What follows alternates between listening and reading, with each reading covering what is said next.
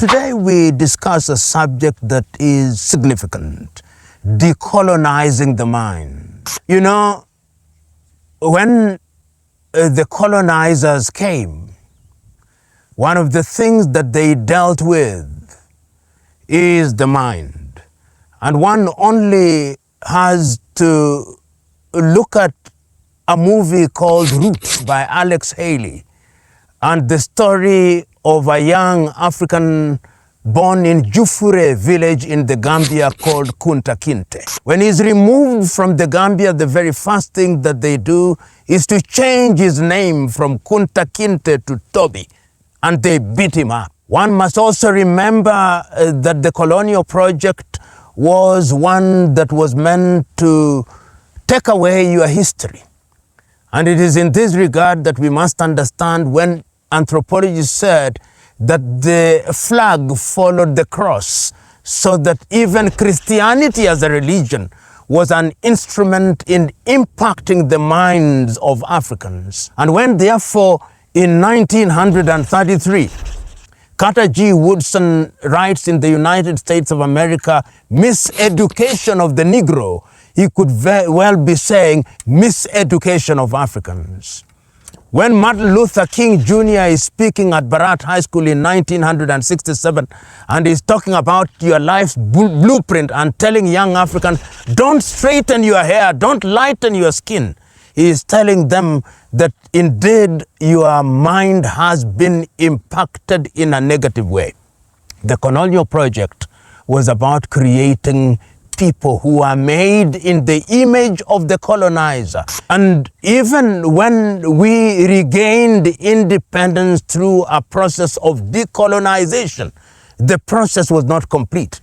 In fact, you must remember that when the French were leaving, they even had a pact for the continuation of colonization. And they created an organization called La Francophonie in 1958. During the administration of Charles de Gaulle in France, when former French Africans were allowed to either become independent in quotes within the French community, it is only one African leader, Ahmed Sékou Touré of Guinea, who said, we prefer liberty in poverty rather than riches in enslavement. That was the beginning of trying to decolonize the minds. Here in Kenya, we remember the activities of the Mau Mau and how the Mau Mau were clear in their mind. Individuals such as Dedan Kimathi Washiuri were killed essentially because they were conscious that regaining political independence without more did not take us very far. And that is how the late Ngugi wa Thiong'o writes about decolonizing the mind, because it is the mind that is the standard of the man. And if we don't decolonize it, you can have what you claim to be freedom, but you are still enslaved. That is how I understand Patrice Emery Lumumba when he writes in prison at Thisville to his wife and says, I look to the day when the story of the people of Congo will be told by the Congolese. That is how I understand Robert Mangaliso Sobukwe in South Africa when he says that from where I sit, there is only one race, the human race, and that race can only be sustained if all of us have liberated our minds. That is how I understand Bantu Stephen Biko. That is how I understand, therefore, Kwame Nkrumah when he writes in his book, Neocolonialism, the last stage of imperialism. So when we talk about decolonization, we must remember that the colonizer's comfort not only demands, but requires that our minds are captured. Indeed, there is one British thinker who said that when you control a man or a woman's mind, you do not worry about his or her actions. You can predict it. And being conscious of that, what efforts then must we make in order to decolonize Africa? One of the things that we must do is to look at our politics. John Henry Clark, that famous African American, once said that when African countries regained their independence, each one of them, without exception, adopted systems of government that were inherited from their colonizers. And it goes on to add, none of them will ever succeed on the basis of those systems. And look at my mother continent. Look at the conflict in Sudan. Look at the conflict in Southern Sudan. Look at the conflict in Somalia. Look at the conflict in northern Mozambique. Look at the conflict in southern Cameroon. Look at the post-election violence that we witness in countries such as Kenya. Every election cycle is because we were told that we must have multi-party politics, which are ethnic-driven and corruption-driven, and Africa can never realize our potential. We are in a permanent state of conflict. We must decolonize our politics. Look at our education. The education system that was given to many African countries was designed to create clerks, to create laborers. That is why 60 plus years after independence, when those who are in position of leadership as politicians, when they have money, they don't take their children to the education system in our countries. No, they don't. When they are sick, they don't allow themselves to be treated in Africa. When they want to keep their stolen money, they don't keep it in Africa. They keep it in Panama. They keep it in the Cayman Islands. They keep it in Dubai. They keep it in Doha. They keep it in Bahrain because their minds are not decolonized. We must also decolonize the way we do things, how we run our affairs, how we run our economies. How is it that we are still, when you want to know about the Kenyan economy, it is the IMF, it's the World Bank, it's Moody's that must tell you how moody the Kenyan shilling is. When you want to look at our economy, you go to a petrol station in Luanda in Angola, or in Bangui in Central African Republic, or in Ouagadougou in Burkina Faso, or Accra, Ghana, and you want to buy anything, it is Visa or American card that you use, not Afro.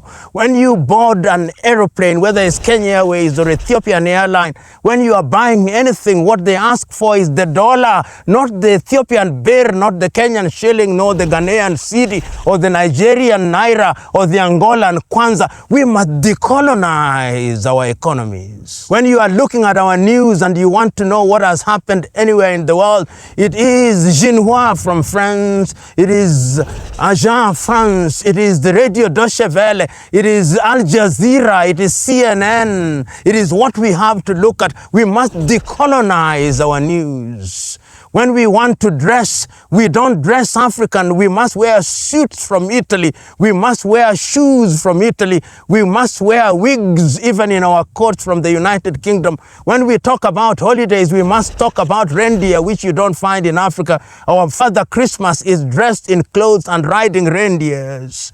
We must decolonize our religion. This is how far decolonization must go, because a friend of mine told me when I was agonizing over this, and he told me, your limitation is that you talk decolonization, you never talk decoloniality. I now know better. Decolonization was the structural removal or departure of the colonizer, but decoloniality now talks to removing the vestiges of the impact of colonization. So it is Samora Moises Machel who, when talking about decolonization, wondered. He said, when I speak to some Africans, they are proud because they were colonized by the French. They are proud because they were colonized by the English. They were proud because they were colonized by the Belgians. But they are not proud of us because we were colonized by the Portuguese, which was the poorest European country. And he said, that is stupidity at its worst. It's like comparing and asking which slave master is better than the other. They are all slave masters. So as we talk about making Africa to rise again, Africa to regain her glory, the project of decolonization must start with our minds. It is when we change our minds, it must be about our education. What do we teach our young men and women in our schools? What history do we teach? Do we teach them about the longest rivers in Europe? Do we tell them that Lake Lolwe is still Lake Victoria. Do we tell them that the lakes must be named, that the Victoria Falls is not Mosi-otunya? We must decolonize the continent of Africa. We must rename all the roads that bear colonial names. We must rename all the monuments that bear colonial names. We must rename, and even our names, we must rethink about some of these names. This idea that when you are Christian, when you are baptized, you cannot be Kamau or Njoroge, you must be John. You must not be Kwame, you must be Emmanuel. These ideas must be dropped. It is only then that the world will be able to understand and appreciate Africa as the cradle of human civilization. Decolonization must happen at all levels. It must happen at all levels, and I can't emphasize more. It is in education, it is in health, it is in the economy, it is in our military, it is in the way we dress, it is in the food we eat, it is in the languages we speak. That is why when we speak in English, we know that time is coming when English will be a medium of communication, but Kiswahili will be the lingua franca, because the time is now that we must be understood for who we are. We have lived a false life for too long. Our minds have been captured for too long, and we must now exorcise the ghost of colonization and regain who we are, because it is only when we do that that we will have restored our self-esteem, we'll have restored our confidence, and when we restore our confidence, we'll have completely exorcised the ghost of neo-colonialism and colonialism. Ngugi wa Thiong'o is right. We must decolonize Africa. We must decolonize our minds.